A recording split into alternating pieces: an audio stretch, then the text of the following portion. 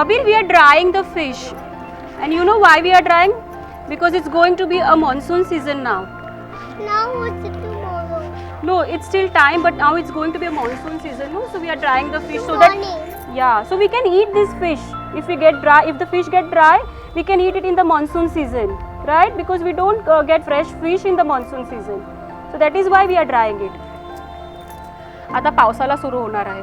पावसाला म्हणजे ब्रीडिंगचा पिरियड असतो मावऱ्याचा. जेवढं जास्त मावरं ब्रीडिंग होणार तेवढं जास्त आपल्याला मावरं भेटणार. म्हणून ॲटलीस्ट ह्या सीझनमध्ये तर आपण आपल्या बोटी नाही काढल्या पाहिजे.